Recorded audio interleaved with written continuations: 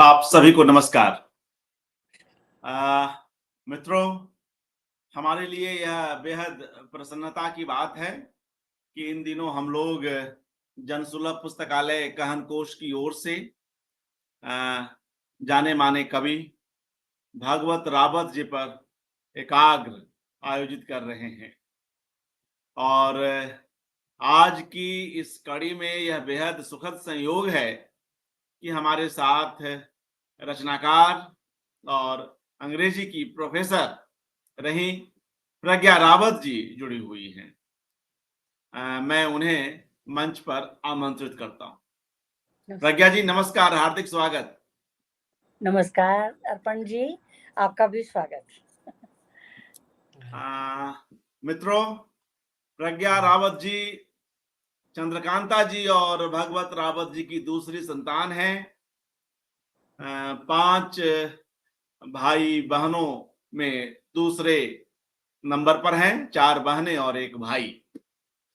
मुझे यह लगता है प्रज्ञा जी आप भी शायद सहमत हो कि बड़ी संतानें क्रमशः माता-पिता के साथ एक मित्रतापूर्ण रिश्ता जो है वो विकसित कर लेते हैं।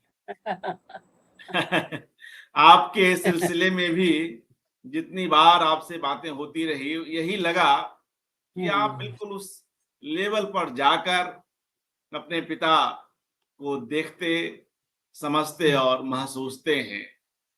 और मित्रों, भगवत रावत जी के जीवन में कई उतार-चढ़ाव रहे, हम सभी जानते हैं। अपने बाद के दिनों में वे गंभीर रूप से बीमार रहे, उसमें भी प्रज्ञा जी ने सहज ज़िम्मेदारी लेते हुए पूरी देखभाल की उनकी।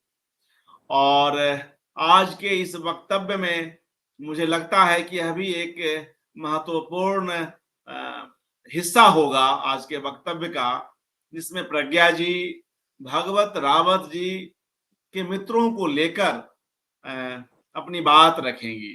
क्योंकि भगवत रावत जी का घर और उनका पूरा जीवन तमाम रचनाकार और दूसरे मित्रों के साथ भरा पड़ा रहा है। तो ऐसे में बहुत करीब से प्रज्ञा जी भी अ, जानती समझती रही हैं। प्रज्ञा जी गाती भी रही हैं, बाबा कारंत जैसे रंगकर्मी के नाटकों में, एक आध फ़िल्म में। तो कई तरह के ऐसे अनुभव स्वयं लिखती रही हैं। इनके कविता संकलन को सम्मान हासिल हो चुका है, बागेश्वरी सम्मान।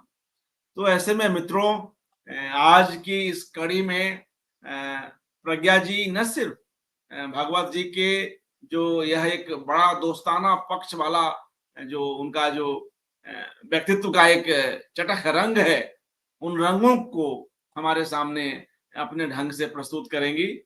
साथ ही जो उनके अपने कुछ बेहद निजी संस्मरण हैं, शुरुआत के दिनों के जो उनके मेमोरीज हैं प्रज्ञा जी के अपने माता-पिता के साथ, खास तौर से भगवत जी के साथ, हम उन्हें भी प्रज्ञा जी से सुनेंगे। तो क्यों नहीं प्रज्ञा जी, शुरुआत हम बिल्कुल आपकी जो शुरुआती मेमोरीज हैं, जो मेमोरी लेन है, उसी में चलते हैं और फिर वहीं से आगे बात को बढ़ाते हैं। प्रज्ञा जी, स्वागत। सबसे पहले आपका तहे दिल से शुक्रिया अर्पण जी कि आपने मुझे इस बहाने ये मौका दिया कि मैं आपसे जुड़ूं, साहित्य संसार से जुड़ूं और स्मृति में जाकर पिता को याद करूं। माता-पिता स्मृति में या जो हमारे बुजुर्ग हैं, वो हमसे कभी दूर नहीं होते, वो दूर नहीं जाते हैं, बस हम उनको हमारे आसपास लगातार मंडराते रहते हैं। तो ये मेरे लिए एक बहुत ही सुखद अवसर है कि मैं आज पिता को स्मृति में जाकर उनकी बाल जब जब मैं बहुत छोटी थी तब से आपने ये चाहा कि मैं बचपन वाली उसमें जाकर मैं छोटे में पिता को किस तरह से याद करती थी, मेरी शुरुआती क्या प्रारंभिक यादें हैं, वहां से मैं शुरू करके पिता को याद करूं। तो पिता को याद करने के लिए आपने जन सुलभ पुस्तकालय की तरफ से मुझे जो इनवाइट किया है, सबसे पहले मैं उसका शुक्रिया अदा करती हूँ। और पिता के बारे में जब भी मैं सोचती हूँ अर्पण जी, तो मुझे जो प्रारंभिक याद आती है, वो सिर्फ़ शायद मैं 5 साल की थी और हम लोग भोपाल आ चुके थे। मैं पैदा तो झांसी में हुई थी, लेकिन हम लगभग भोपाल आ ही चुके थे और मुझे पहली-पहली जो पिता के मित्रों की जो याद है, उसमें हम लोग जिस घर में रहते थे उसकी छत पर एक कार्यक्रम था और उसमें पापा के जो मित्र थे, जो पहले मित्र मेरी स्मृति में हैं, वो थे अशोक वाजपेयी, रश्मि वाजपेयी और उनका बेटा शायद पैदा हुआ था, उनको लेकर आए थे। अब वो कहाँ रहते थे, क्या थे इतना याद नहीं। हमारी छत पर मुक्ति बोध जी पर एक कार्यक्रम था और एक मुक्ति बोध जी का जो बहुत प्रसिद्ध स्केच है, जो सब जगह इन दिनों घूमता रहता है, वो रखा था वहाँ पापा ने शायद भान साहब ने उसको बनाया था। ये मुझे बाद में पता पड़ा क्योंकि वो हमारे घर की धरोहर था। पूरी ज़िंदगी वो स्केच हमारे पास रहा। जब साहित्य अकादमी में पापा गए, तो शायद वहाँ दिया होगा तो फिर वहीं रह गया। तो ये मेरी प्रारंभिक समझ थी और वो मुझे लगता है वो ऐसा समय था कि भोपाल अपना एक नया रूप पा रहा था। उस शहर जो पुराना शहर था उससे एक राजधानी की तरफ अग्रसर हो रहा था। एक नए तरह की चीज़ें वहाँ डेवलप हो रही थी और हम लोगों के बीच में जिन लोगों का उठना-बैठना था, तो पापा के जो प्रारंभिक दोस्त थे, जिनके यहाँ हम लोग दिन-रात बैठते उठते थे, वो थे शरद जोशी जो मुझे याद हैं, शरद जोशी थे, मदन तापड़िया थे, बाद में इसमें फिर सोमदत्त गर्ग भी आए और पापा की चूँकि मित्रता मुझे लगा पापा की एक बहुत बड़ा पापा के जीवन का एक कहना चाहिए अवयव रहा है। पापा ने मित्रता के सामने मित्रता से मतलब जीवन के संबंधों से है। पापा मित्रता तो वही कर सकता है जो जीवन के संबंधों में विश्वास करता हो। तो हमारे पिता बहुत ज़्यादा अच्छे मित्र थे। झाँसी के बारे में तो मुझे नहीं पता क्योंकि झाँसी की का जीवन हमने देखा नहीं। मैं हमेशा सबसे ये बात कहती भी हूँ कि पापा चूँकि पापा की शादी जल्दी कर दी गई थी, तो हम मैं और भैया मेरा हमारा भाई, पापा, मम्मी एक साथ बड़े हुए। मतलब पापा शायद 17-18 साल के थे, हम लोग पैदा हो गए थे। तो एक साथ लगभग जो आपने जो अभी अर्पण जी बात कही कि हम अपने पिता को उस तरह से भी देखते हैं, तो हम लोग एक तरह से बड़े हुए। तो हमने उनको बढ़ते भी देखा और हम भी उनके साथ बड़े हो रहे थे। तो हमारी वो पहली-पहली जो समझ थी झाँसी की, वहाँ से आने की, वो बहुत अलग थी। तो पापा के जितने भी मित्र से पापा की उनके साथ बहुत अच्छी दोस्तियाँ थी। पापा की क्योंकि मुझे लगा हमेशा कि पापा मनुष्यता में बहुत विश्वास करते थे। मैंने हमेशा एक बात देखी कि मनुष्यता को सबसे ज़्यादा जीने वाला कोई शख्स था कि हम जो जीवन जी रहे हैं, उससे हम जो लिख रहे हैं या जीवन जो कह रहे हैं, क्या हम उससे ज़्यादा जी रहे हैं? तो उस मित्रता में पापा का मैंने एक खाँटीपन, विनम्रता, शालीनता और कह सकती हूँ कि एक सौम्यपन देखा पापा के जीवन में लगातार और एक गहरा डिसिप्लिन देखा और वो ऐसा था कि वो करते थे उस चीज़ को और हम उसको देख कर के फ़ॉलो करते थे। उन्होंने हमसे बचपन से बड़े होने तक कभी ये नहीं कहा कि तुम ऐसा करो। बहुत ज़्यादा इंस्ट्रक्शंस नहीं दिए और कविता उनके जीवन में बहती रहती थी। कविता उनके जीवन से कुछ अलग चीज़ नहीं थी। ऐसा नहीं था कि वो अलग से बैठ के कविता लिख रहे हैं। चलते-फिरते, घूमते, खाना पकाते, खाना बनाने का भी बड़े शौकीन थे। ऐसे मेरे आस-पास सैकड़ों किस्से हैं अपने पिता के, जो मैं लगातार बोल सकती हूँ। पर मैं बस एक आध ही बात कर रही हूँ कि मित्रता के अंदर उनका जो खाँटीपन था एक देसीपन जो था कि जो चीज़ अच्छी लग रही है वो बोल दी, जो नहीं अच्छी लग रही वो भी बोल दी। और मेरे बालपन पे उस चीज़ का असर ये हुआ कि मुझे लगता था कि मेरे पिता तो फैंटम है। मैंने उनका नाम ही बचपन में फैंटम ही रखा हुआ था। मुझे लगता था पापा एक इस तरह की फैंटम है जो लगातार कुछ भी कर सकते हैं। कोई भी चीज़ संभव कर सकते हैं। संसार का कोई ऐसी चीज़ होगी नहीं जो उनको पता नहीं होगी और ये शायद इसलिए भी था क्योंकि जब हम छोटे थे तो उन दिनों साइकिल भी तो बड़ा मुश्किल होता था। लोगों के घरों में साइकिल भी होती ही नहीं थी। किराए की साइकिल लाना भी बहुत मुश्किल होता था उन दिनों, तो किराया देना भी बड़ा आसान नहीं होता था। पापा जब भोपाल आए, जब वो आए होंगे, जब भोपाल जब बन रहा था, मैंने आपको बताया ना, एक नए तरह की सांप्रदायिक, एक नए तरह का सेक्युलरिज्म यहाँ जन्म ले रहा था, गंगा जमुनी संस्कृति का। बाद में उसमें और लोग, ताज साहब, बहुत सारे लोग ऐड हुए, तमाम नाम है। ताज साहब से उनकी बहुत अच्छी दोस्ती थी, मथुरा बाबू से उनकी अच्छी दोस्ती थी, दिन रात उनका उठना बैठना था।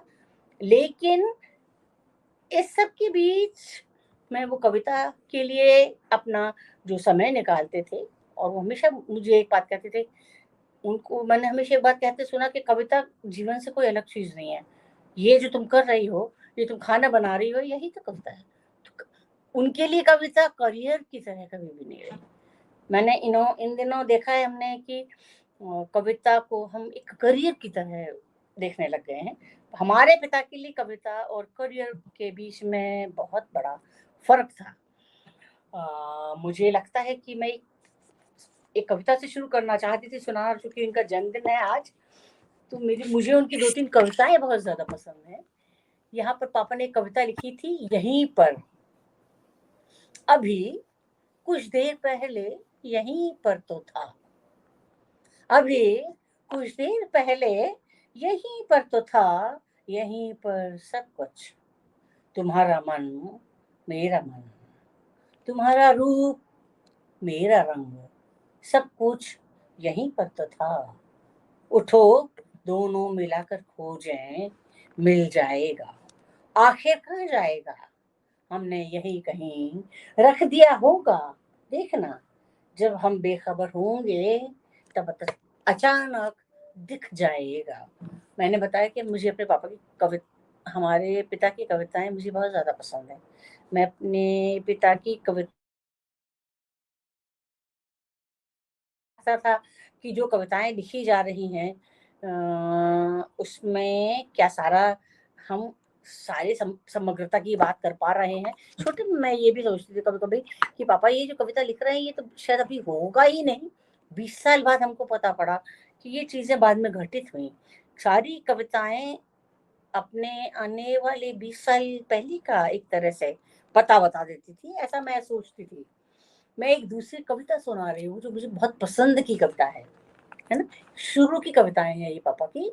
सुख के स्वाद की तरह, जब कोई भरा पूरा कद्दावर लड़का, जब कोई भरा पूरा कद्दावर लड़का आपके अपने जवान होते बेटे के कद से ऊपर निकलने लगे और आपका सर अपने आप ऊपर उठ जाए, जब बरबस ध्यान खींचने वाली किसी लड़की की आंखें आपकी अपनी बढ़ती हुई बेटी की उत्सुक आंखों से कुछ ज्यादा कहने लगे और आप अचानक पहले से कुछ ज्यादा बड़े हो जाएं, जब कोई बिल्कुल नया जोड़ा रेलवे प्लेटफॉर्म जैसी भीड़ में भी दुनिया से बेखबर हाथ में हाथ डाले आपके सामने से निकले और आपका मन यकायक उमग जाए, या कहो कि पुलक से भर जाए, और एक क्षण यानी सचमुच एक क्षण बाद आपको याद आए कि आप गाड़ी के इंतजार में प्लेटफॉर्म पर खड़े हैं, तो ये समझिए कि अब आप सचमुच अंदर से फल की तरह पकने लगे हैं, सुख के स्वाद की तरह सार्थक होने लगे हैं, या यह कि अब आप किसी मिट्टी के बर्तन की तरह तप कर खड़े हो रहे हैं, लेकिन ना भी कहें ये बात तो ये बातें अच्छी तरह समझ रहे हैं आप कि इस तरह अंदर ही अंदर आप क्या से क्या हो रहे हैं। दोस्तों, अजीजों, मेरी बात को महज भावुकता कहकर कान से मत उड़ाना। जहां कहीं मिले सुख का यह स्वाद, उसे किसी तरह बचाकर घर लाना। मुझे लगता है हमारे पिता की कविता की ये स्ट्रेंथ है, ये जो सुख का स्वाद है ना, जीवन का स्वाद, सुख का स्वाद, और ये हमने मुंह में महसूस किया।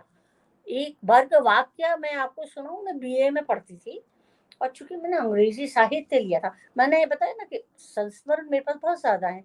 हम लोग इतना ज्यादा पिता के आसपास जिए हैं इतना ज्यादा जीवन जिया है, हर तरह की चीजें हमने की पिता के आसपास रख के, तो हम लोग बस इतने संस्मरण है कि उसको हम लगातार सुना सकते हैं।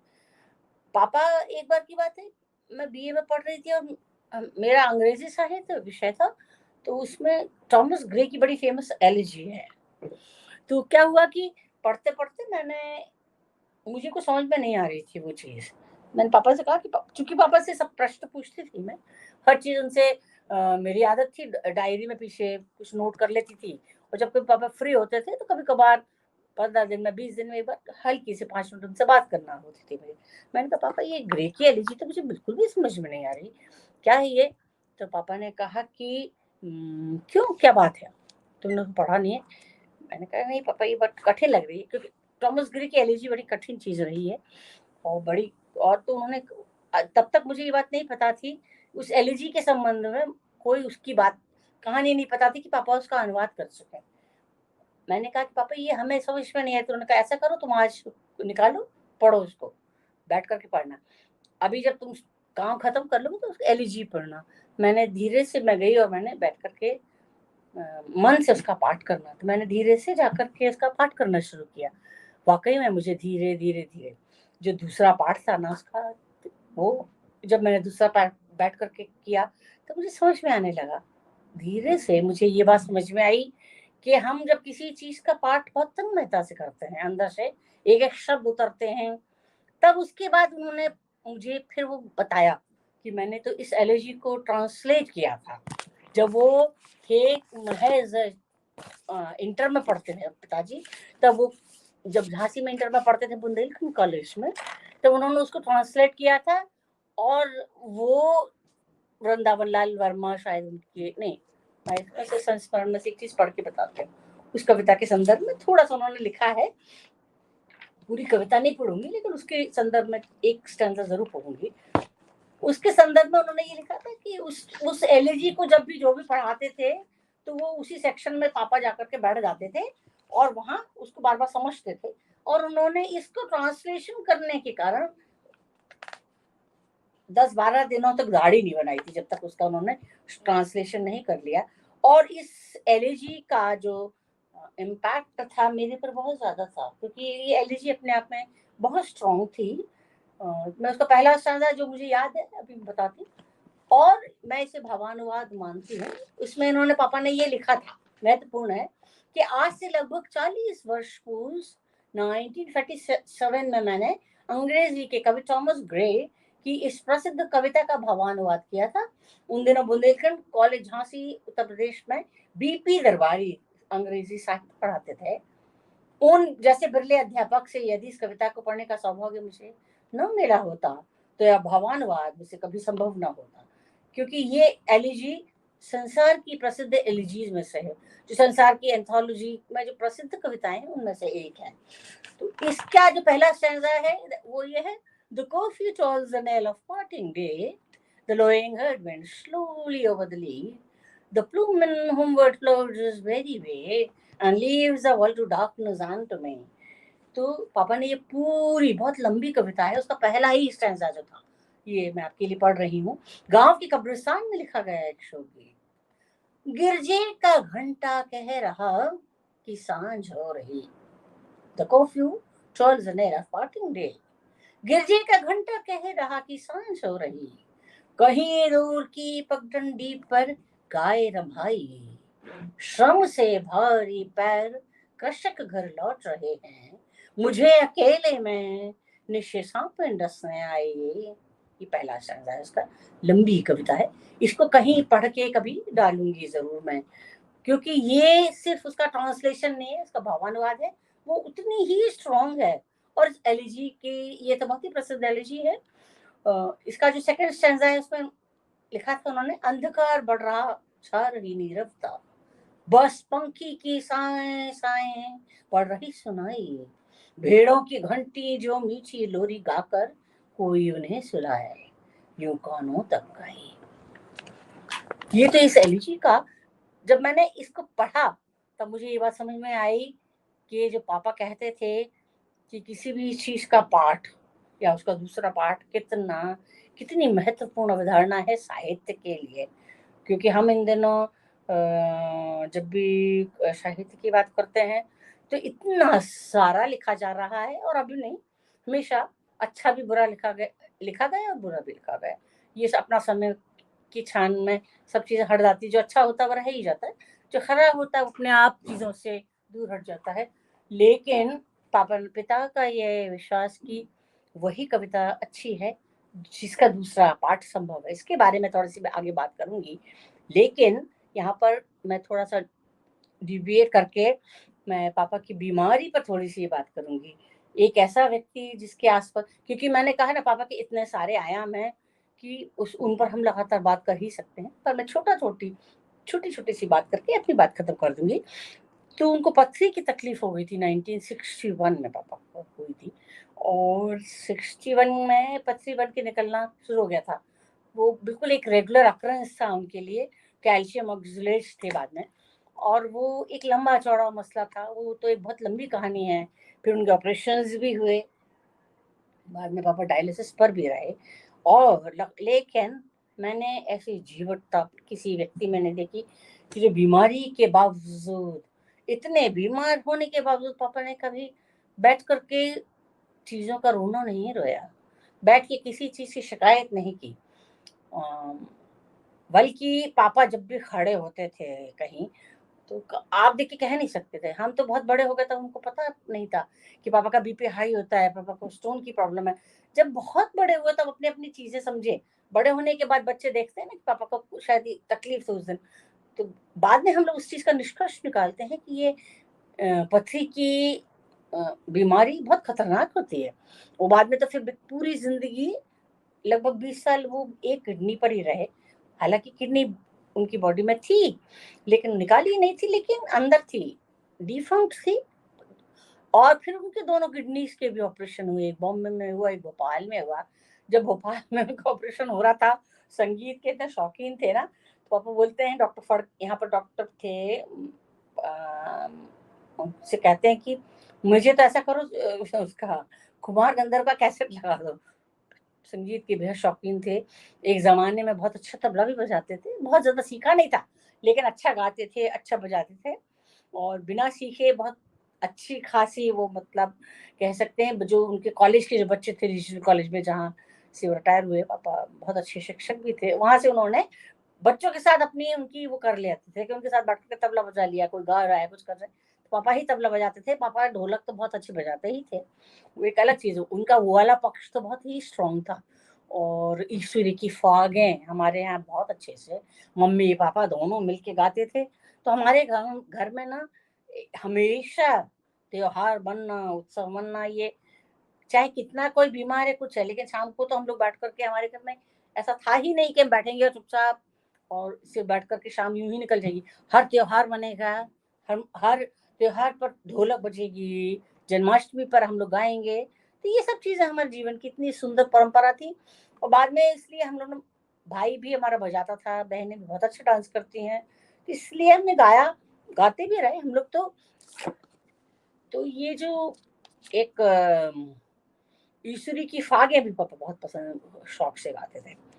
और तो ये पथरी की तकलीफ ने पापा को अगर परेशान नहीं किया होता, तो मैं हमेशा कहती हूँ ना कि पापा ने ये जो लिखा है इससे अभी बहुत ज्यादा उनका छूट गया लिखना, क्योंकि इतनी इतनी बीमारी उन्होंने सही है कि हर रोज उनके अनगिनत तो ऑपरेशन हुए हैं किडनी के कारण, और लगातार हॉस्पिटल में रहते थे, और वहां से आएंगे, लेकिन हॉस्पिटल जब भी जाते थे डायलिसिस रूम में, बाद में, अगर आप लोगों को पता हो तो पापा पेरिटोनियल डायलिसिस पर भी रहे थे। एक होता है हीमोडायलिसिस और एक होता है पेरिटोनियल। तो पापा के स्विच ओवर चलते थे।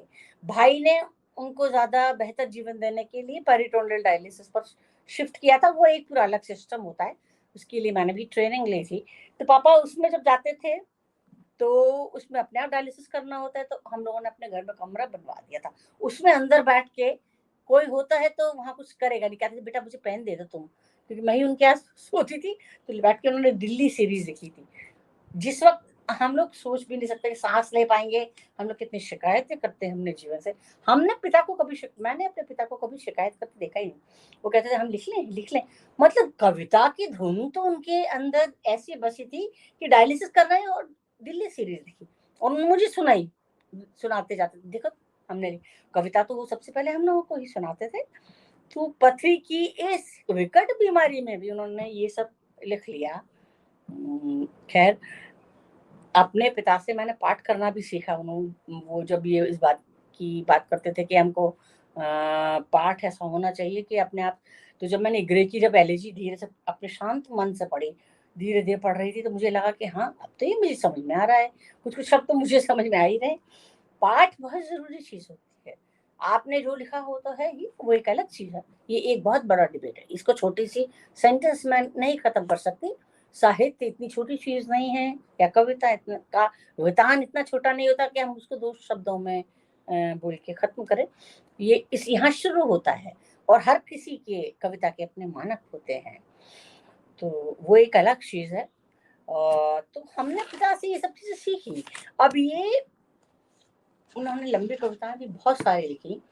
मैंने एक किताब एडिट की थी पापा पर, पापा के जाने के बाद बोधि प्रकाशन से आई थी। तो उसमें उन्होंने ये, मैंने इसमें एक कविता ली थी। इसमें मैंने उनकी नकद उधार कविता ली, और यहाँ पहली जो कविता ली थी वो मैं आपके लिए पढ़ रही हूँ।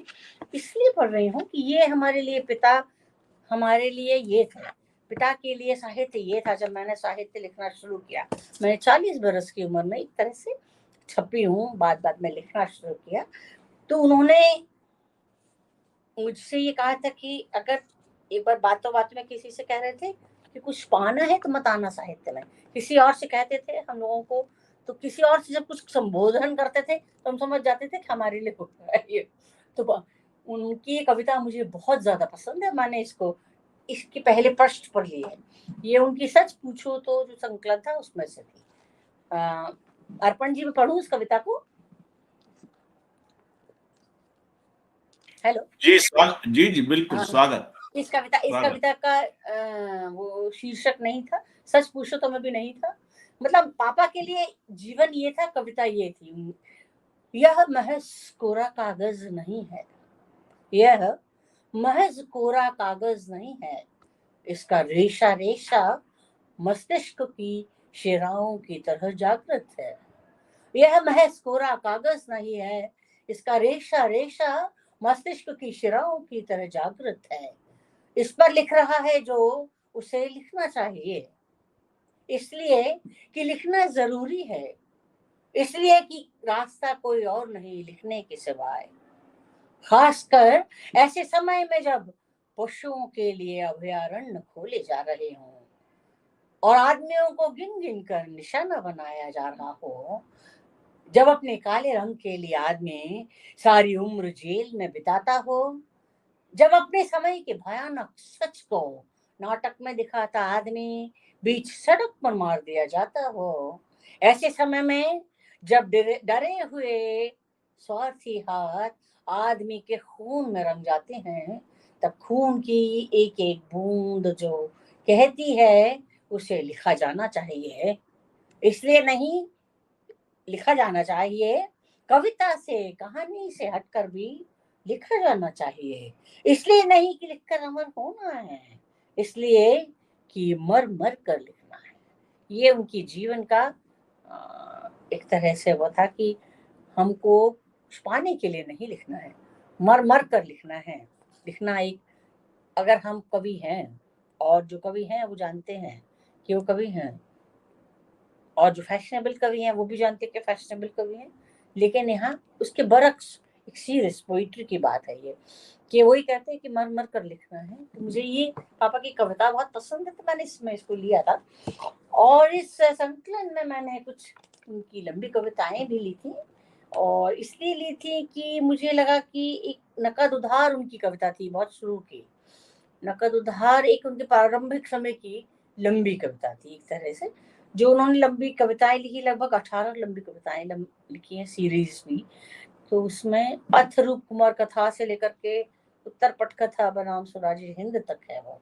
तो उसमें ये नकद उधार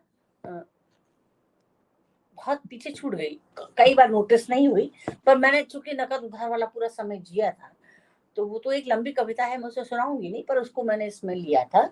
और इसके अलावा मुझे ये लगा कि मैंने अपने जीवन में जो पठन पाठन जो मैंने टोटल किया उसमें, और अपने अनुभव जगत जो मेरे अपने आसपास रहा, उससे जो कुछ मैंने सीखा, उसमें जो सबसे ज्यादा जिस चीज ने मुझे प्रभावित किया वो यही बात थी कि हमको कविता के दूसरे पाठ तक जाना चाहिए। पापा की जो किताब है ये आलोचना की, वो भी इसी बात की वो करती है। इस कविता का दूसरा पाठ और प्रसंग है। तो ये कविता मेरे लिए, ये किताब बहुत महत्वपूर्ण रही है। इस किताब से मैंने अपने जीवन की बहुत सी चीजें सीखी हैं। मतलब मैंने एज अ स्टूडेंट और एज अ एक मनुष्य के नाते भी इसके अंदर अपने सारे कॉन्फ्लिक्ट जितने भी थे, मैंने इसके इंट्रोडक्शन में लिखा है। मैं आपके लिए थोड़ा सा पढ़ रही हूँ जो मैंने पापा के ऊपर लिखा था।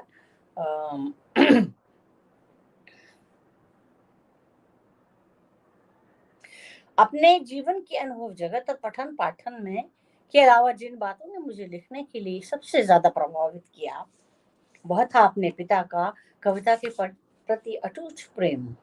तमाम संघर्षों और कठिनाइयों के बीच भी कविता का जीवन उनके अंदर समानांतर रूप से निर्बाध गति से चलता था।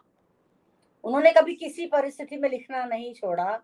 अपने डायलिसिस जिसे वो खुद करते थे वाली कमरे में, मैंने बताई अभी, उन्होंने अपनी ये लिखी, दिल्ली सीरीज लिखी और नेशनलिज्म पर खुलकर लिखा, बहस की। इन दिनों जब राष्ट्र और राष्ट्रवाद को लेकर तमाम बहसें चली, तो मैंने कई बार उस कविता को पढ़ा। वो कविता शुरू ही यहाँ से होती है। मैं देश के नाम, इस बार 26 जनवरी पर मैं देश के नाम संदेश देना चाहता था, राष्ट्र के नाम नहीं। इस तरह की अनेक बातें, किस्से हैं जो मैंने इसमें उसका जिक्र किया है। तो पापा की जो आलोचना की जो किताब है, उसका जो पहला पैराग्राफ है, वो मेरा जीवन के लिए एक तरह से ब्रह्म वाक्य है, बल्कि हर किसी के लिए होना चाहिए। जो लिखने वाले लोग हैं उनको कविता की समझ के लिए ये जो हम और लोगों को पढ़ते हैं उनके समानांतर ये भी महत्वपूर्ण है। बहुत सारे लोगों ने आलोचना में हम देखते हैं कि संसार भर की आलोचना में जहाँ से जो शुरुआत है, या जो कविता की शुरुआत है, संसार की शुरुआत है, जिस तरह का क्रिटिसिज्म हमारे सामने आया है, उसमें इसका भी एक महत्वपूर्ण, हम जहाँ तक आ गए हैं, तो कविता का संसार जहाँ तक आ गया है, उसमें कविता का दूसरा पार्ट बहुत महत्वपूर्ण अवधारणा है कि क्या वो कविता महत्वपूर्ण है जिसको पढ़ के हम भूल जाते हैं, या हमको जबरदस्ती याद करवाई जाती है, या वो कविता महत्वपूर्ण है जो अपने आप हमको दूसरे पाठ के लिए प्रेरित करती है, कि हम अपने आप सोचें कि नहीं, वो कुछ हमने सुना था तो हम दूसरी सुनना चाहेंगे। क्योंकि मैंने ये देखा कि इन दिनों का मुंबेश लगातार कविता में एक जो जो एक लोकप्रिय, अति लोकप्रिय कविता में जो गिरावट आई है, वो यही वाली है कि आपने जो समाचार देखा और उसे लिख दिया, आपने कोई स्टेटमेंट देखा और उस बौद्धिक स्टेटमेंट को आपने लिख दिया, तो कविता तो नहीं होती। कविता को कविता तो बनना पड़ता है। पिता ने यहाँ लिखा है, किसी भी कविता को पहली बार पढ़ने या सुनने के बाद किसी के मन में उसे दूसरी बार पढ़ने और जानने समझने की इच्छा जागती है, तो निश्चय ही वह कविता उन कविताओं की श्रेणी में आ जाती है जो अपने समय को लांग कर किसी न किसी रूप में जीवित है। अपने समय को लांग कर कविता का इस तरह बचा रहना ही उसकी सार्थकता है। यह बिल्कुल अलग बात है कि वह अपने को और कितने समय तक बचाए रख पाती है। इस प्रक्रिया में महत्वपूर्ण यह है कि कविता को दोबारा जानने समझने की इच्छा जागृत हो। यह बात ठीक उसी तरह जैसे पहले परिचय में हमारे मन पर किसी व्यक्ति को कुछ न कुछ छाप अवश्य पड़ती है। बहुतों को हम भूल जाते हैं, बहुतों से कभी दोबारा मिलने पर हम याद करके ही उन्हें पहचान पाते हैं, और उनके निकट आने का मन होता है। इससे हम उसके लिए प्रयत्नशील भी होते हैं। इसके साथ ऐसे न जाने कितने होते हैं जिनसे हमें रोज ही मिलना पड़ता है, पर जिन्हें जानने समझने की अंदर से कोई इच्छा नहीं जागती। अन्य कारणों से हम उन्हें हर रोज और जानते भी चले जाते हैं, पर इसमें ना तो हमारी इच्छा शामिल होती है ना प्रयत्न, वो व्यर्थ की चीजें होती हैं। तो कविताएं हमारे आसपास पहले इन मित्रों की तरह होती हैं, और हम यह भी जानते हैं कि ये बहुत कम मित्र से होते हैं जो बहुत दूर तक हमारे साथ होते हैं। कविता के संदर्भ में कहा जाए तो इस पहली बार परिचय का पाना ही कविता का पहला पाठ है। ऐसी न जाने कितनी महत्वपूर्ण कविताएं हैं जिनसे मिलने के पहले उनके बारे में हम बहुत कुछ जान चुके होते हैं, पर जब हम उनसे स्वयं मिलते हैं तो सचमुच उनका पहला परिचय तभी होता है। तो मुझे लगता है ये बहुत एकदम उन्होंने इस बात को बहुत क्लैरिफाई किया है कि ये कविता का दूसरा पार्ट होता तो हमारे लिए वो कविता सच में एक मानक कविता बनती है, एक नए तरह की कविता बनती है। नहीं तो फिर वही समाचार का रिपीटिशन, वही घटनाओं का, कहीं कोई एक घटना घटी और पता चला उसमें सैकड़ों कविताएं लिखी गई, वो कविता नहीं है। ये पापा ने इसमें बताया है। पापा ने चूंकि मित्रों की बात मैंने बोला कि पापा के मित्र तो इतने हैं, और मित्र इस बार सहयोग ऐसा है, आपने बहुत अच्छा किया है कि आपने काफी मित्रों को पापा के बोलने के लिए कहा है। तो जो उनके मित्र है वो अपनी अपनी बात कहेंगे ही। मित्र तो पापा के बहुत रहे हैं और अब भी हैं, और मित्रों के लिए उन्होंने क्या उनका किस तरह की, जैसे नरेश जी को तो उन्होंने अपनी अम्मा से बातें समर्पित की थी, इस तरह उन्होंने बट बेटियों को भी, मतलब पापा हमेशा कहते थे कि हमारी हर पांचवी बेटी, हमारी 4 बेटियां हैं और हर पांचवी जो लड़की है वो मेरी बेटी है। तो उन्होंने निर्वाचित जो कविताएं हैं उसमें भी उन्होंने संसार भर की बेटियों के लिए उन्होंने इसको समर्पित की थी। तो वो एक अलग चीज है। मित्र उनके जीवन का एक बहुत सुंदर हिस्सा रहे हैं, वो मित्र अपनी बात कहेंगे ही। और इसके अलावा पापा की एनसीईआरटी में, आप ये चाह रहे हैं कि मैं याद करूं, तो एनसीईआरटी में पापा का लंबा समय गुजरा है, एनसीईआरटी में लंबी नौकरी की। एक तरह से हम कहें कि पापा ऐसे समय वाले लोग रहे हैं एनसीईआरटी में, जो देश का प्रारंभिक समय होता है ना, और जब देश बना उसके बाद जो एनसीईआरटी बनी, सारे संस्थान बने, तो वो संस्थान जब अपना एक आचरण पाते हैं, एक प्रिंसिपल रूप पाते हैं, तो उसमें जो मूलभूत चीजें बनती हैं वो यही सब लोग थे, इनके पहले के लोग थे, यही सब लोग थे जो चीजों को बनाते हैं। एनसीईआरटी में पापा का बहुत इंपॉर्टेंट कंट्रीब्यूशन है। और एक ग्रेड की जो प्रणाली शुरू हुई थी कि जहाँ बच्चों को ग्रेड देना चाहिए, उसके संबंध में उन्होंने तो बहुत कॉन्फ्रेंसेस करते थे, वर्कशॉप करते थे, कविता की अलग करते थे और एनसीईआरटी की अलग करते थे। तो बाकी अपने सारे दोस्तों के साथ मिलकर, उनके जो और प्रोफेसर्स थे, पापा का एनसीईआरटी में बहुत महत्वपूर्ण योगदान है। वो एक अलग बात है कि इस बात का मुझे दुख है कि ना ही भोपाल में, ना ही एनसीईआरटी में, ना ही कहीं और उनको उस तरह से अभी याद किया गया है, और ना ही उनके बारे में उस तरह की बातें हुई हैं। एक लेखक अपनी जो बाहैसियत इतनी वो रखता है कि उसके लिए साहित्य अकादमी कार्यक्रम करे, उसके लिए मैंने इसलिए पिता को किसी चीज़ में बाधा नहीं। हमारे पापा कुछ चिढ़ते से थे बहुत ज़्यादा संस्थाओं से, इनसे उनसे ज़्यादा, उनको बहुत उसमें विश्वास नहीं था। वो कहते थे कि ठीक है जो है, बहुत ज़रूरी नहीं तो क्यों ज़बरदस्ती के लिए क्यों। तो मैंने पिता को थोड़ा खुला छोड़ा। मुझे लगा कि वो तो अगर जन कवि है तो वो जनता की कवि, तो लोगों को उन पर हम क्यों कार्यक्रम कर रहे हैं। साहित्य सम्मेलन का काम है, साहित्य अकादमी का काम है, या किसी और का काम है कि भगत रावत पर सम्मान हो, भगत रावत पर कार्यक्रम हो। हाँ, हम उन्हें याद करते हैं, याद तो हम हर महीने में 2 बार भी उनको कर सकते हैं। तो ये स्मृति दिवस ही है हमारे लिए, उनकी जन्म का दिन हो या वो हमारे लिए, मैंने उसके लिए छूट लेके रखी है, क्योंकि पापा कविता प्रेमी थे, तो मैं उनकी कविता को नहीं जाने देना चाहती। उनकी कविताएं सच में हमको बहुत सिखाती हैं। इन दिनों थोड़ा कम पढ़ा जा रहा है, चीजें जिस तरह से चल रही हैं, उनकी चीजों को लेकर के कुछ लोगों ने पीएचडी भी की है। पीएचडी तो खैर बहुत सारे लोग करते रहते हैं, वो एक अलग चीज है। पीएचडी के बारे में जब जो जहाँ करता है वो अपनी बातें बताएगा। बाकी प्रलेस के बारे में मुझे लगता है कि बहुत सी चीजें सबको पता ही है, प्रलेस के अध्यक्ष थे, तो उस बात को यहाँ रिपीट करने का तो कोई मतलब नहीं है। मैं उसकी जगह मैं आपके लिए कुछ कविताएं पढ़ देती हूँ पापा की, क्योंकि मुझे पापा की कविताएं बहुत पसंद है। अर्पण जी, पढ़ूं कुछ कविताएं?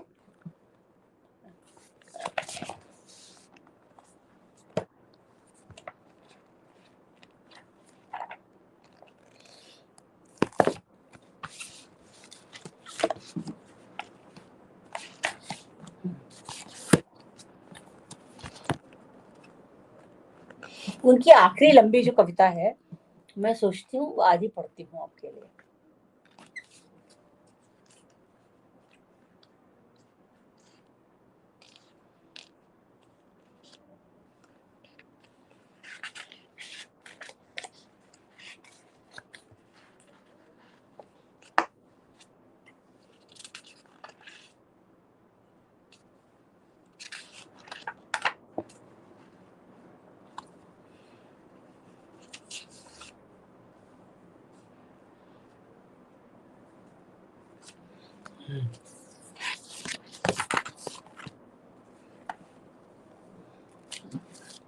मुझे सामने कुछ चीजें दिख गई, कुछ बातें जो उनके मित्रों ने उनके बारे में कही थी। उसमें चंद्रकांत देवताले पापा के जो मित्र थे, उनसे पापा की बड़ी अच्छी दोस्तियां थी। सच्चू की सामने दिख गई तो मैं पढ़ दे रही पहले, फिर बाद में कविता पढ़ूंगी। चंद्रकांत जी ने एक जगह लिखा था, पापा और चंद्रकांत चाचा की बहुत ही अच्छी दोस्ती थी।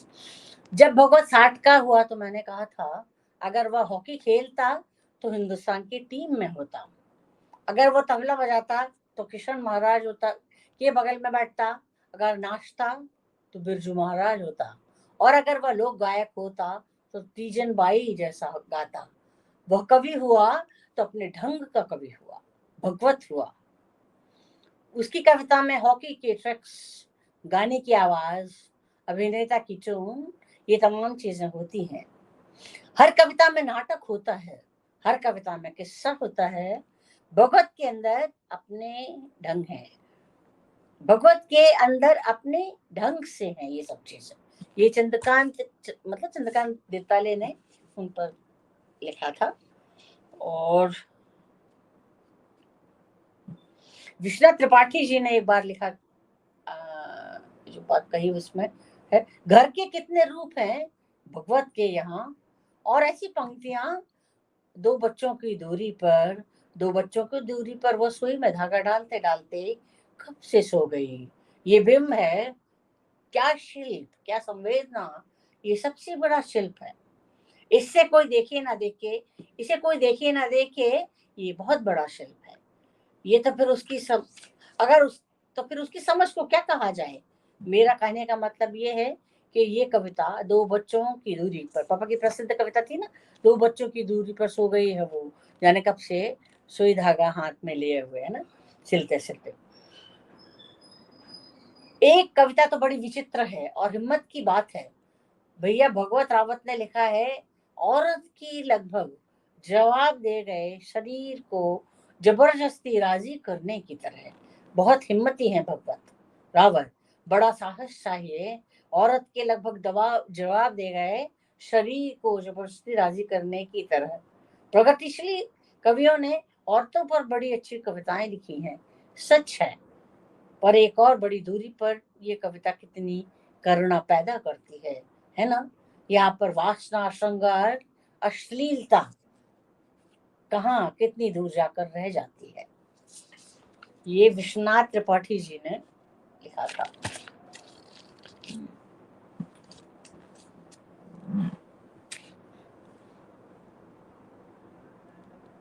लज्जा शंकर हरदेनिया से पापा की बड़ी अच्छी मित्रता थी, भोपाल में है अभी।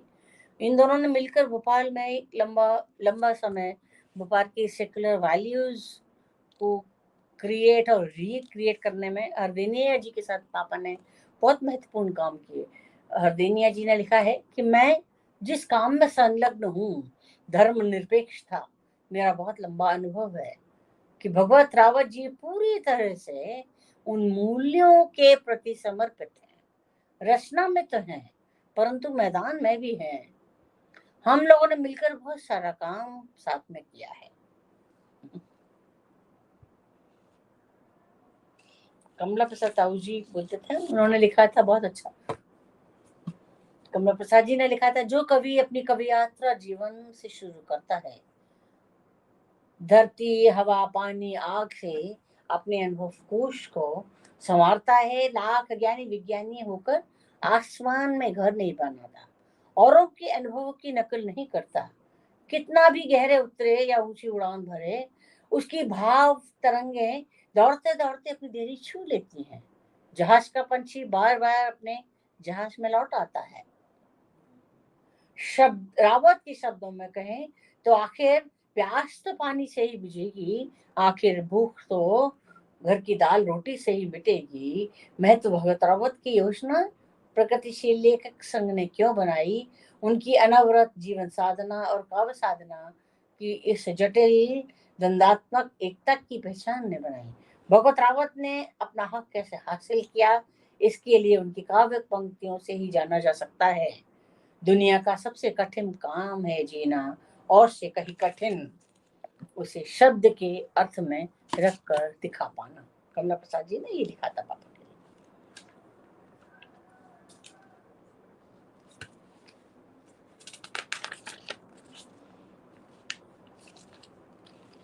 पापा की एक बहुत इम्पोर्टेंट कविता है जो मुझे बहुत पसंद थी।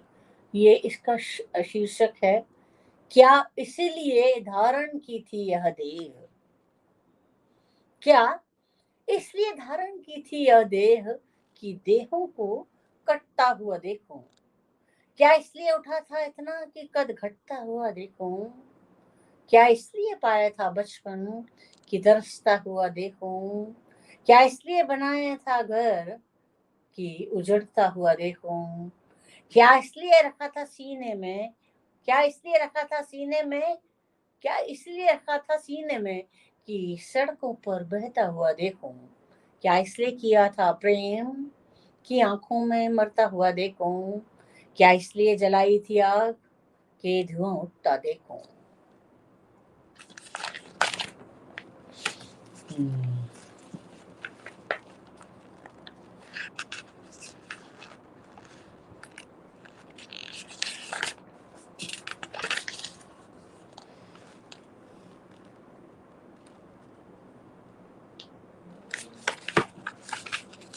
अर्पण जी, सुनाऊं कुछ कविताएं पापा की? और बिल्कुल।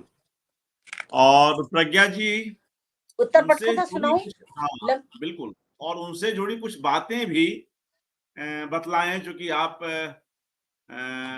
उनकी बेटी हैं और कई बार अपनी कविताओं को लेकर भगवत जी भी कुछ बातें कहा करते होंगे, कुछ और यादें लेखकों की, पाठकों की जो वे घर में चर्चा करते होंगे, तो वे संदर्भ भी कुछ आएंगे तो और अच्छा होगा जी। नहीं, उन्होंने जैसे जब मैंने लिखना शुरू किया तो वो उन्होंने धीरे से मुझे किताब दे जाते थे। मेरे जीवन में जब कुछ कठिन समय आया, काफ़ी कठिन समय आया, और हमारे घर में काफ़ी ट्रेजेडीज हुई हैं, जैसे पापा के जो जो बहुत अच्छे परम मित्र थे, चीज़ें थी, वो एक एक के बाद एक चले गए। जैसे उनका बहुत प्रिय शिष्य थे शरद बिल्लोरे को तो आप सब जानते हैं, और शरद बिल्लोरे एक तरह से कहा जाए पापा के बहुत ज़्यादा क्या बोले कि वो उनके हमारे पिता उसके लोकल गार्जियन थे। शरद बिल्लोरे को तो आप लोग जानते हैं। तो जब उसने लिखना शुरू किया शरद ने, तब फर्स्ट ईयर में आया था, और पापा हम लोग जब वहाँ मैसूर से ट्रांसफर होकर आए थे, मैसूर में थे, मैसूर से ट्रांसफर हम 76 में आए, तो जो पहला बैच या दूसरा बैच था उसमें शरद बिल्लोरे, अतुल व्यास, ये सारे लोग थे। तो पापा ने जब शरद बिल्लोरे ने जब लिखना शुरू किया होगा ना, तो घंटों पापा के पास आकर के बैठता था। और फिर उसके बाद शरद बिल्लोरे एक लंबी मतलब उसको टीबी भी हुआ था, बहुत लंबी बीमारियों से ग्रसित रहा वो। तो उसके मतलब मैं ये कहूँ कि शरद बिल्लोरे को पूरा बनते मैंने अपने आंखों के सामने देखा है। मैं तो सिर्फ किचन में होती थी, खाना बनाती रहती थी, और शरद हम लोगों से काफी बड़ा था, तो मैं देखती थी वो आता था 6-6 घंटे, 7-7 घंटे पापा के साथ बैठते थे, और पापा बैठ कर के हर व्यक्ति को, हर नए कवि को उतना ही समय देते थे। हमारे यहाँ उन दिनों जो भी लोग भोपाल में नए आए थे, शरद उनमें से पापा का स्टूडेंट था, तो वो तो था ही, वो तो बिरली बात थी। उसके जाने से पापा को बहुत सदमा लगा था, क्योंकि पापा ने एक साथ पूरा समय उसके साथ भी गुजारा था। और उसके बाद शरद के बाद और भी लोग थे जो नहीं रहे, जैसे हमारे हस्बैंड नहीं रहे उनके साथ पापा का बहुत ज्यादा, वो एक पापा के लिए बहुत बड़ा सेटबैक था। तो ये सब ट्रेजेडीज ने पापा को बहुत परेशान किया। लेकिन पापा ने, मैं तो ये सोचती हूँ कि पापा इतनी चीजों होने के बाद भी उनके वो अपने चेहरे पर कैसे हंसी ले आते थे, वो कैसे इतने सहज रहते थे, वो हम लोगों को रोज जीवन जीने के नए नुस्खे सिखाते थे। जब हमारे पति नहीं रहे 2002 में, तो पापा ने मुझे खड़े होकर बोला था कि बेटा मैं तो देखना लंबा जीऊंगा, और सच में उन्होंने खुद को जिलाए रखा, सिर्फ इसलिए कि मेरे आसपास कोई तो हो, मेरे आसपास कुछ चीजें तो हों। तो मैं हम जानते थे कि वो इसलिए नहीं जिंदा रह रहे थे कि उनको जिंदा, वो भी तो वो तो एक चीज होती, जीवटता उनकी अलग थी। और इस तरह से एक किस्सा था, पापा जब कॉलेज में थे तो एक लड़की आई थी पढ़ने के लिए, तो पापा स्टूडेंट्स के बड़े पक्षधर थे और बच्चों के बीच में सबसे लोकप्रिय शिक्षक थे। मतलब मैं जब भी कॉलेज जाती थी, रीजनल कॉलेज, तो जैसे ही मैं कॉलेज में घुसती थी तो या स्कूल में, तो पापा के आसपास कम से कम 20-25 बच्चों को तो घिरा पाती थी। कोई, मतलब मैं ये बोलती हूँ कि पापा के पास हर किसी के लिए एक कोना था। हर बच्चे के लिए उनके अंदर एक कोना था और उसकी बात वो कहीं नहीं कहते थे किसी से। सब अपने मन की बात पापा पर उड़ेल देते थे। एक लड़की आई थी, संवेदा ने इस पे बाद में कहानी लिखी भी है। संवेदा ने इस एपिसोड पर बहुत सुंदर अंग्रेजी में कहानी लिखी थी। तो वो लड़की आई थी कहीं से पढ़ने, और जब वो आई तो वो चूंकि थोड़ी सी मंडी से आई थी शायद पढ़ने, तो उसकी उसको लेकर के कुछ परेशानियां चली कॉलेज में, क्योंकि वो थोड़ी सी होते हैं ना, कभी बच्चे फर्स्ट ईयर में आते तो जिद्दी होते हैं, उन्होंने नहीं सुनना बात, बोलना है 7 बजे आओ तो नहीं आएंगे। तो उसकी जो भी चीजें परेशानियां रही, उसमें ये हुआ कि उसके अगेंस्ट में एक्सप्लेनेशन कॉल्स हो गए, और ये कहा कि भाई अब हम उसको हॉस्टल में नहीं रखेंगे। तो पापा ने कहा वो कहाँ जाएगी, पापा ने उसको अपनी बेटी बना लिया, फिर वो हमारे घर आके रहती थी। चूंकि उसके अपने गांव में कुछ ऐसी विपरीत परिस्थितियां थी कि वो अकेली रह नहीं सकती थी, तो वो हम लोगों के पास हमारी एक और बहन की तरह की रहती थी। तो मतलब पापा के ऐसे हजारों किस्से हैं जो पापा ने कभी किसी से कही नहीं। मैंने बताया ना कि ऐसे इतने संस्मरण है कि पापा चुपचाप फीस दे आएंगे, जबकि पापा तो खुद भी एक सेल्फ सस्टेन आदमी थे, खुद ने बड़ी मुश्किल से अपना एक घर बनाया। उनके पास कोई पैतृक संपत्ति नहीं थी, अपनी बहनों की शादी भी की, और हमारी बुआ को, हमारी एक बुआ पढ़ने में बहुत अच्छी थी, तो पापा कहते थे कि हम चाहते तुम पढ़ो, तुम क्यों। पापा जल्दी शादी नहीं करना चाहते थे बुआ लोगों की। बड़ी बुआ की शादी तो उनको जल्दी करनी पड़ी क्योंकि उनसे छोटी थी। उसके बाद जो बुआ थी तो वो, उनकी बड़ी इच्छा थी पढ़ने की, तो पापा उनको भोपाल ले आए, झांसी में थी। पापा ने कहा कि तुम तो बहुत अच्छा पढ़ती हो बेटा, हम चाहते हैं तुम पढ़ो। तो बुआ ने कहा हम पढ़ेंगे। लेकिन हमारे दादा ने क्या किया, जब एक बार एक रिश्ते की बात आई कहीं, तो हमारे दादा ने कहा कि भाई यहाँ रिश्ता कर दो। पापा ने कहा कि मैं नहीं करूंगा अभी, क्योंकि मैं चाहता हूँ हमारी बहन पढ़े, और हम चाहते हैं वो नौकरी करे, पढ़े लिखे। लेकिन पिता पिता होते, उन्होंने जिद की, उन्होंने कहा कि नहीं। तो पापा ने हमारे, जहाँ शादी तय हुई थी वहां बैठ के कहलवा लिया कि पहले आप मुझसे ये प्रॉमिस कीजिए कि हमारी बहन पढ़ेगी, तब मैं शादी तय करने दूंगा। तो हमारे फूफा जी जो थे, उन्होंने बिल्कुल पापा को, मुझे वो दिन याद है क्योंकि हम लोग, मैं और भैया इतने बड़े हो गए थे उस वक्त तक कि हमको पूरी समझ थी। और तो जब ये, तभी हम इसकी शादी करेंगे जब आप इसको आगे पढ़ने की इजाजत देंगे। तो हमारी बुआ ने फिर वहां जाकर के बीएड भी किया। तो इस तरह के तमाम किस्से हैं। पापा तो बहुत पढ़ाना चाहते थे, बल्कि एक किस्सा, भोपाल में एक लड़की, हम लोग जब मैंने लिखना शुरू किया तो भोपाल में कई लड़कियां यहाँ जो बाहर होती थी, वो ये कहती थी हमसे कि हम लोग बाहर रहते हैं, कार्यक्रम होते हैं, तो हम लोग, हम जब देखते ना कि रावत जी हैं या पापा हैं या दादा हैं, तो हम लोगों को बिल्कुल चिंता नहीं होती है। हमको लगता है कोई है जो हमको घर तक छोड़ करके आ जाएगा। ये पुराने समय की बात है, अभी आज से 20 साल 30 साल पुरानी बातें हैं। तो ऐसे कई किस्से हैं मेरे आसपास जो मैं आपको, पर मैं इसलिए इन बातों को नहीं कहती कि बड़ी व्यक्तिगत सी हो जाती हैं, और ऐसी बहुत सारी चीजें हैं आसपास जो हमारे आसपास घटी हैं। बल्कि हमारे पापा अपने ससुराल में बड़े ही प्रसिद्ध रहे। हमारे पापा ने सबके नाम रखे। हमारी मामी जी अपने घर को हमारा बोलती थी कि ये तो हमारा मायका, हमें अपने मायके की कमी नहीं खलती, क्योंकि हमारी मामी जी लोग जब हमारे घर आती थी तो बोलती थी हमको लगता है हम अपने घर में ही आ गए। हमारे पापा इतने सहज और इतने अच्छे, कम लोग जीवन में इतने अच्छे होते हैं, कम लोग जीवन में इतने खुले, इतने साफ हृदय और इतने पवित्र मतलब दिमाग से होते हैं। जैसे हमारे पिता थे, सबको अपने पिता अच्छे लगते, लेकिन हमारे पिता उनसे मुझे लगता है ज़्यादा बेहतर थे, कि उन्होंने उस चीज़ को लिखकर प्रूव भी किया। उन्होंने उस चीज़ को किया भी ना, हम लोगों को एक ऐसी समझ दी और हमको ऐसे रास्ते पे खड़ा किया कि हमने अपनी मंज़िलें खुद तय की, हमने अपनी चीज़ें खुद तय की और हमारे साथ एक पारदर्शी सपोर्ट की तरह खड़े रहे। बिना हमको बहुत इंस्ट्रक्शन दिए, बिना हमको बहुत समझाए। जब मैंने लिखना शुरू किया तो मैंने कुछ कविताएँ थी, जैसे मेरी जो एक कविता थी बीज मंत्र, जो बहुत बाद में प्रसिद्ध हो गई। मुझे लगा जब मैंने लिखी, तो हर कविता तो नहीं दिखाते थे, तो मुझे लगा ये कविता तो शायद बहुत ही बेकार लिख दी है मैंने, कुछ भी कागज़ पे लिख ली और मैंने क्या किया, पापा को पकड़ाया और भाग गई। लेकिन पापा ने जब उसको पढ़ा, तो पापा तारीफ़ नहीं करते थे कभी, चुपचाप हो बस। मेरी तरफ जब उन्होंने देखा, बोले ठीक है, क्यों डिस्कार्ड करना है, अच्छी तो है। बस इसके आगे उन्होंने कभी कुछ नहीं, ना उन्होंने बैठ के ना हमको ये बोला कि इस कविता में ऐसी, ये नहीं कि एडिटिंग करना जैसी कोई चीज़ उन्होंने हमें सिखाई नहीं, पता नहीं, वो स्वतः हमने उनसे सीखी। जब वो कविता में काम करते थे और उनके अंदर 3 धुन लगातार चलती थी। एक घर की धुन चलती थी, एक कविता की धुन और एक जीवन की धुन। वो तीनों धुनों में लगातार कैसे जीते थे मुझे नहीं मालूम। कविता के साथ पूरा जस्टिस करते थे, जीवन के साथ पूरा जस्टिस करते थे, रिलेशनशिप्स के साथ, दोस्तों के साथ। मुझे नहीं लगता कोई भी दोस्त भोपाल आया होगा, ऐसा होगा जिसको पापा ने अपने स्कूटर पर बैठकर भोपाल नहीं दिखाया होगा। या वो हमारे घर में तो सब रुकते ही थे। नरेश जी तो लगभग हम लोग, प्रभात त्रिपाठी थे, वो तो बहुत हम लोगों के आस-पास रहे। प्रभात चाचा से मेरी भी बहुत एक पारस वो थी, एक अच्छी दोस्ती थी। प्रभात जी आते थे और हम लोगों के रुकते थे। चंद्रकांत चाचा के घर हम लोग जाकर के, जब उनका घर बना था, तो हम 10 दिन वहाँ रहकर आए थे। जब उनकी बिटिया की शादी थी, तब हम वहाँ रहकर, पापा हम लोगों का एक घरोबा था।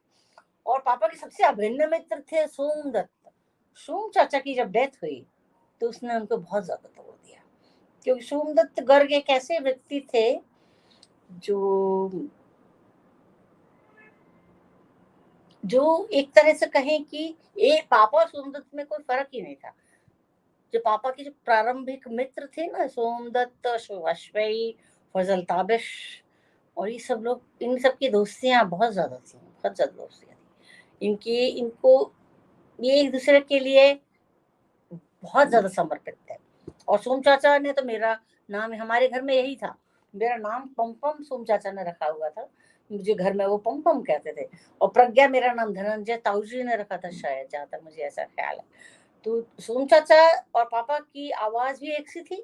एक किस्सा बहुत इंटरेस्टिंग सुनाती हूँ कि सोमदत्त गर्ग जो थे ना चाचा, मतलब वो वेटरनरी में डायरेक्टर थे और पापा तो कॉलेज में थे। तो ये लोग इतने एक से दिखते थे, इनकी आवाज़ इतनी एक सी थी।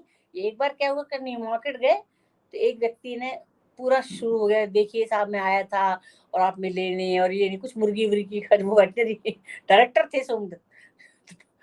उन्होंने, पापा ने बोले मैंने पूरा सुन लिया, पूरे कॉन्फिडेंस के साथ सुन ली। और जब घर आए तो बोले सोम, तुम्हारी ऐसी-ऐसी बात हम सुन ली। मतलब इतनी उनके अंदर सिमिलैरिटी थी कि उनकी आवाज़ बिल्कुल एक सी थी। सब सोम चाचा जब इंदौर चले गए थे और कई बार भोपाल रात को आते थे, तो वो बाहर से खटखटाते थे घर, तो बोलते पम-पम दरवाज़ा खोलो। तो मैं ये समझ ही नहीं पाती कि थी कि पापा बोल रहे हैं या सोम चाचा कह रहे हैं। तो हम लोगों की दोस्तियाँ गज़ब की दोस्तियाँ थी। इस तरह की दोस्तियाँ थी। और सत्येन अंकल से पापा की बहुत बार हमारी, सत्येन चाचा, सोम चाचा, इन लोगों से हमारी एक थाली में खाना-पीना एक तरह से था हमारा। सत्येन चाचा हम लोगों को बहुत ज़्यादा प्यार करते थे। सत्येन कुमार, जो बहुत बड़े कहानीकार थे, जो उनकी बाद में अभी शायद तो उनकी पत्नी भी नहीं। हम लोगों का उस समय का भोपाल और एक खूब, एक बताऊँ खुशनुमा भोपाल। हालाँकि जो समय होता है उस वक़्त आपको खराब लगता है, बाद में वो खुशनुमा लगता है, वो एक अलग चीज़ है। लेकिन फिर भी हम लोग कहेंगे कि हमारे फज़ल ताबिश के हम लोग जाकर के वहाँ हमेशा हम लोग एक-दूसरे के साथ, वो हमारे यहाँ दिवाली पर बैठे हैं, तो हम उनके ईद में बैठे, इस तरह से हम लोग एक-दूसरे के यहाँ पूरा समय गुज़ारते थे। शहर हमारे लिए कोई अनजान चीज़ नहीं थी। हम तो भोपाल जब आए थे, तो हम लोग चौक में रहते थे। हम लोग चौक की तीसरी मंजिल पे रहते थे और लगभग तीसरी मंजिल थी जिसे हम चिंतामन चौक कहते थे उस वक्त, वहाँ हम रहते थे। और उन दिनों भोपाल में तांगे चलते थे बहुत, तो हम लोग कहीं जाते थे तो पापा हम लोग को तो तांगे बैठाते थे, पर पापा पैदल चलते थे। मुझे याद है पापा कभी तांगे में नहीं बैठे, पापा हमेशा पैदल चलते थे और हम बच्चों को तांगे बैठा देते, कभी मम्मी बैठ जाएंगी। पर वो तांगे वाले मुझे तो मैं सोचती थी जब बहुत बड़ी हो गई तब मुझे याद आया एक दिन कि पापा तांगे में क्यों नहीं बैठते थे। फिर मैंने बाद में सोचा कि शायद इसलिए नहीं बैठते होंगे कि तांगे की परेशानी ना हो, तो वो हम लोगों को तो बिठाते थे, पर वो हम लोग तो अभी ये छुटपुट इस तरह से याद आ रही, यादें तो बहुत सारी हैं मेरे अंदर। और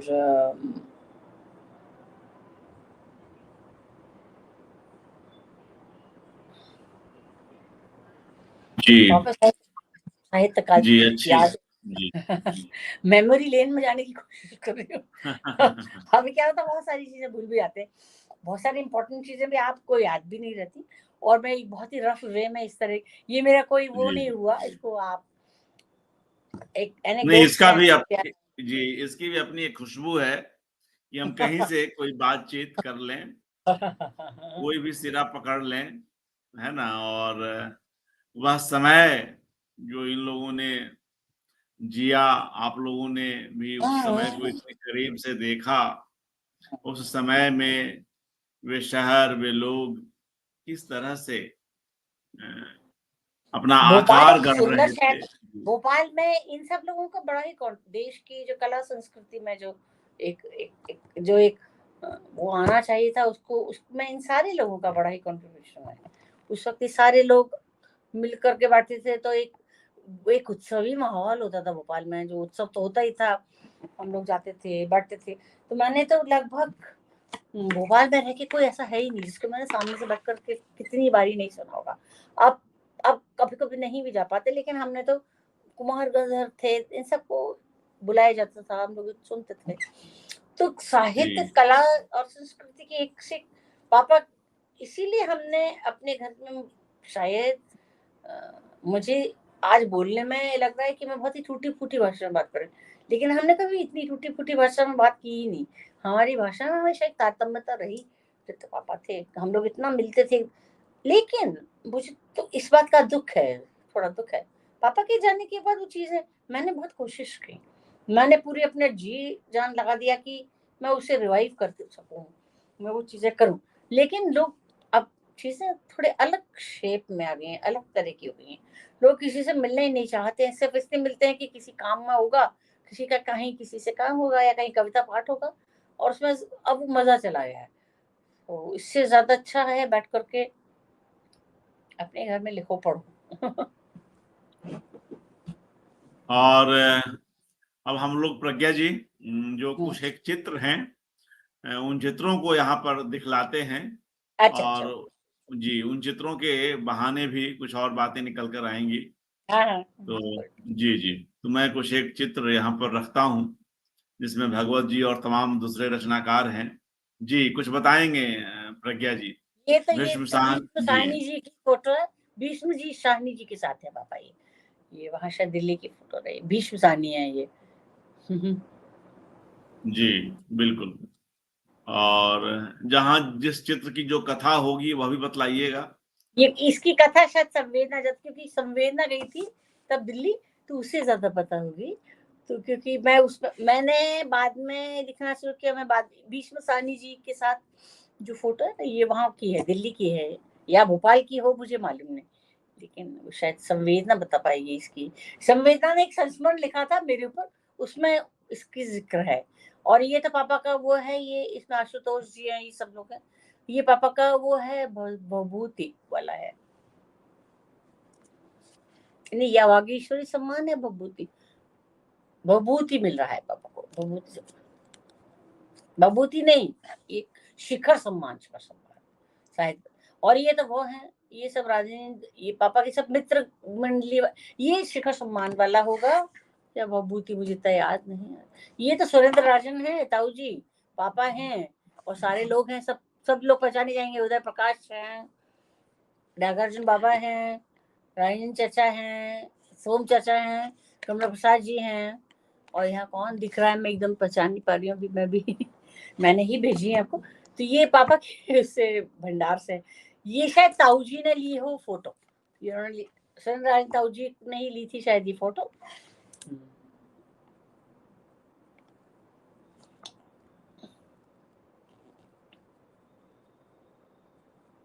ये प्रभा त्रिपाठी है पापा प्रभा चाचा होता है। हाँ, बहुत ही सुंदर तस्वीर जी। हाँ, वो हमारे यहाँ काफी, प्रभा चाचा हम लोग काफी रहते थे, आत्मीयता थी पापा से बहुत। प्रभा चाचा, चंद्रकांत चाचा और ये सारे लोग, इनकी आपस में बड़ी बनती थी उन दिन आगे बढ़ता हूँ जी। ये तो नागार्जुन बाबा जी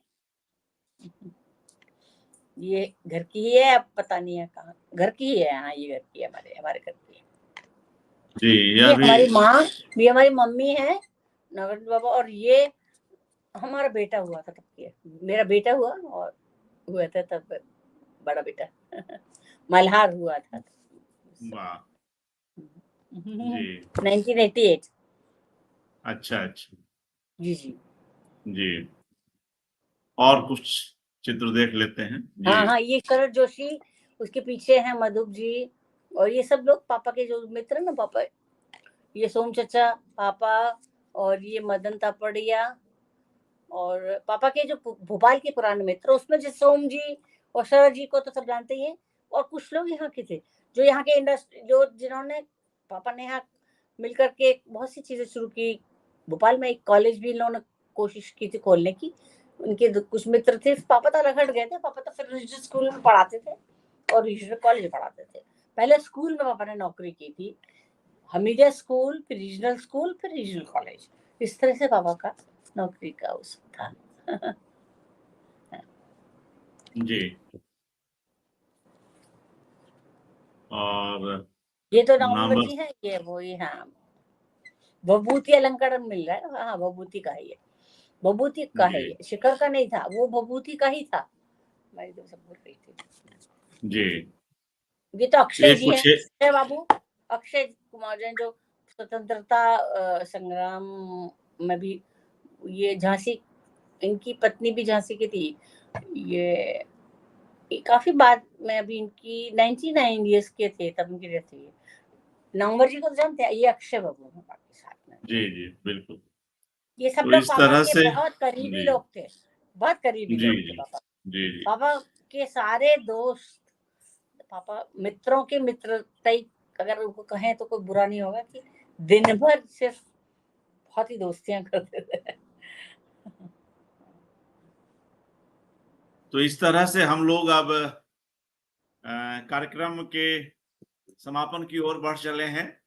अच्छा लगा प्रज्ञा जी कि आप आई, और थैंक यू। वह पूरा समय एक बार फिर से आपके आने से जीवंत हो सका, हम लोगों के बीच एक साकार रूप में आपने उस पीरियड को सामने कर दिया। जाते जाते कोई एक कविता और भगवत जी की आप सुनाते चले। सुनाऊं? सुनाऊं, हाँ बिल्कुल जी सुनाऊं। जी। मैं तो कविता प्रेमी हूँ, कौन सी सुनाऊं? लंबी सुनाऊं या छोटी सुनाऊं? जो जो आपको पसंद हो, कोई छोटी सी कविता जी। अच्छा ठीक है, एक मिनट।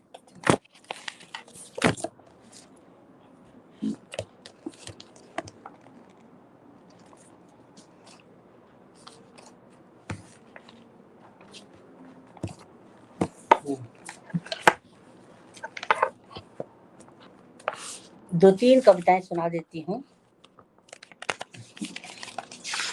एक तो है,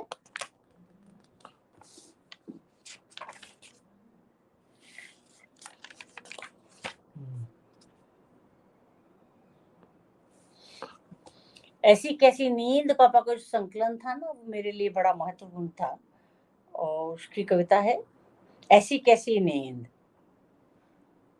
एक एक पल घटते दाना, एक एक पल घटते जाना, जैसे कद घटता हो।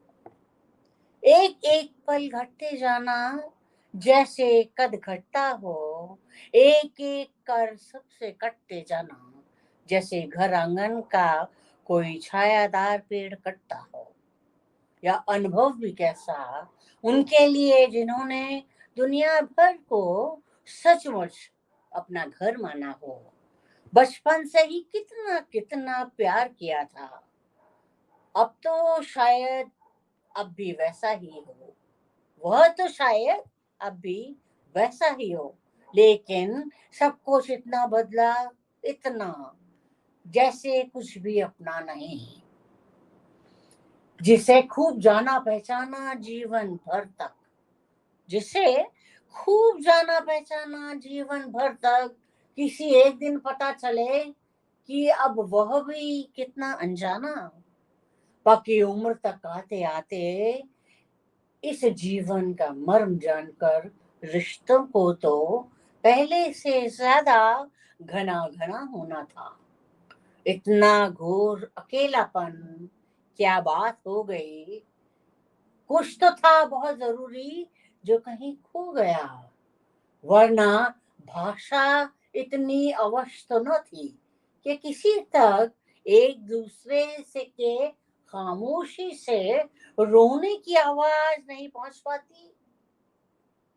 कविता का यह बहुत पुराना रूपक है, कविता का यह बहुत पुराना रूपक है कि प्यार कुछ नहीं सिवा इसके कि आग के गोले जैसा जलते जलते सिर्फ अकेले चलते जाना और किसी दिन थक चूक कर चूर चूर हो जाना, निराकार आकार शेष में घुल मिल जाना। किंतु मृत्यु का भय मेरा भय नहीं है, किंतु मृत्यु का भय मेरा भय नहीं, क्योंकि वह परम सत्य है। मैं तो इस विराट जग में अपनी दुनिया खोज रहा हूँ। कौन चुरा कर ले गया उसे, ऐसी कैसी नींद लग गई। कौन चुरा कर ले गया उसे, ऐसी कैसी नींद लग गई।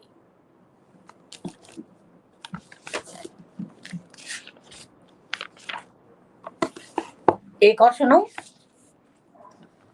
बिल्कुल स्वागत जी। आप तो इतना अच्छा पाठ करती हैं कि वो चिर परिचित कविता कुछ नए ढंग से हमारे सामने आ खड़ी होती है।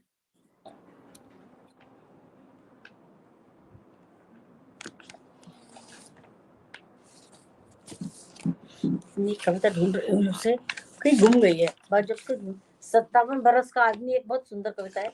कविताएं तो बहुत अच्छी लगती हैं, बात पता नहीं क्यों नहीं मिल पा रही है।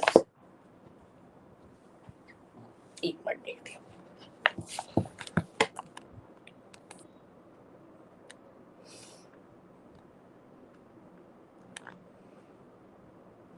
ठीक है। 57 बरस का आदमी, 57 बरस के जी 57 बरस। प्रज्ञा जी, कुछ यह कविता कुछ इतनी लोकप्रिय है कि इसी एकाग्र में संवेदना जी ने भी इस कविता को अच्छा पढ़ा। ठीक ठीक, तो हाँ, मैंने भी इसमें पढ़ा। अरे मेरे पास तो बहुत सारे ऑप्शन है, दूसरी पढ़ जी देती जी हूँ, जी दूसरी पढ़ देती जी हूँ। जी जी, क्योंकि मुझे भी यह बहुत पसंद है, तो एक कड़ी हाँ, मैंने इसका पाठ 57 किया। बरस का आदमी तो मुझे बहुत हाँ पसंद है। हाँ,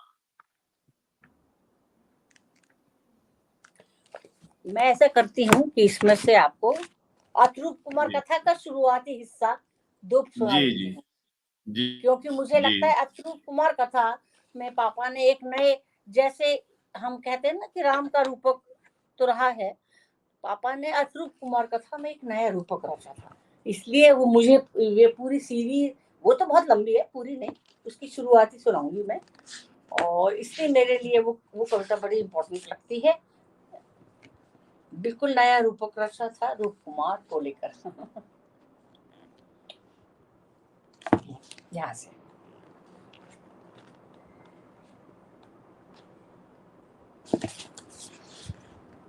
अतरूप कुमार कथा।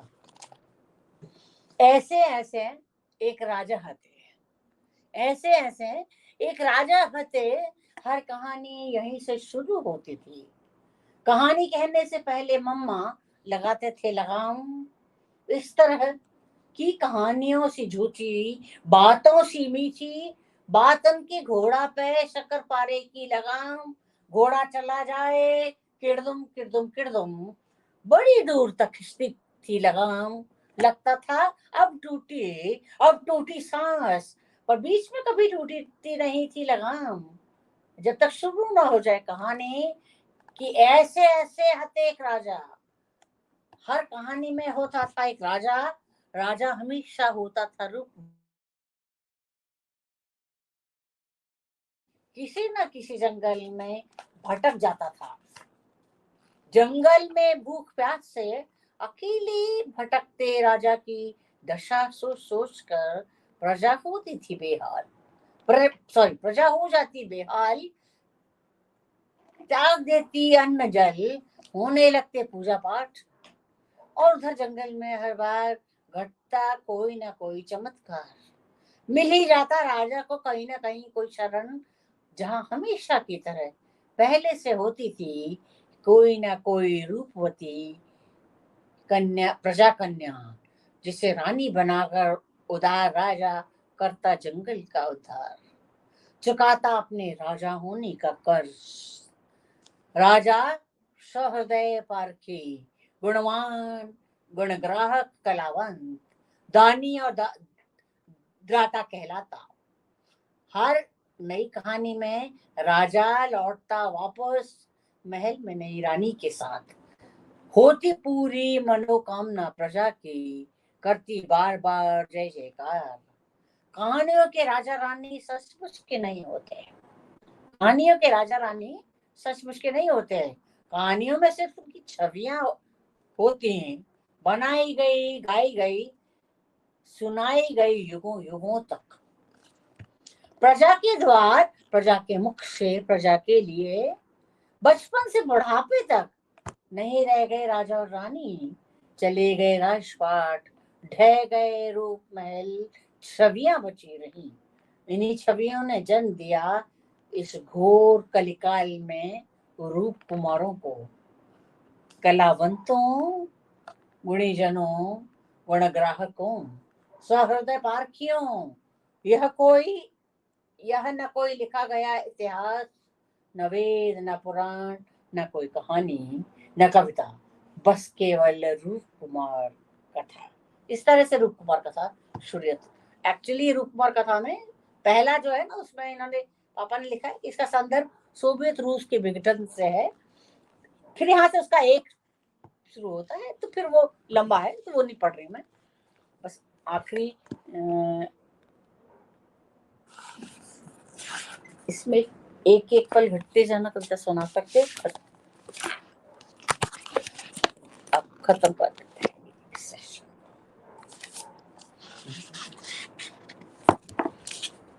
पापा की नई शुरू की कविता, पापा जब यंग थे ना 17 साल के, तब की कविता सुनाऊंगा एक आपको। अश्रु धीरे से, पापा मंची कवि थे, शुरू में मंच पर कविता पढ़ते थे, वो इतने प्रसिद्ध कवि थे कि जैसे आजकल शाहरुख खान, अमिताभ बच्चन है, जब पापा भोपाल में कविता पढ़ने आते थे ग्वालियर में, तो डुगडुगी बजती थी कि भाई भोपाल से, झांसी से भगवत रावत कविता पढ़ने आने वाले। हाँ, इतनी सुंदर कविता पढ़ते थे, उस वक्त की कविता अलग थी, वो मंचीय कविता। फिर उसके बाद जब पापा मुक्ति बोध से मिले 1957 में, नागार्जुन जी से मिले, तब एक उसके मिलने के बाद मुक्ति बोध जी के साथ उन्होंने 4 घंटे बिताए, उन्होंने कहा कि तुम्हारे अंदर ये जो कविता की लय से मत छोड़ना, वो उनका जीवन का एक अलग बिंदु। उसके बाद फिर वो, तो ये उसमें से नहीं, मैं तो ये पहली एक इसमें से नहीं पढ़ रही, 4 लाइन की कविता पढ़ रही वाली थी। पहले पापा गीत लिखते थे ना,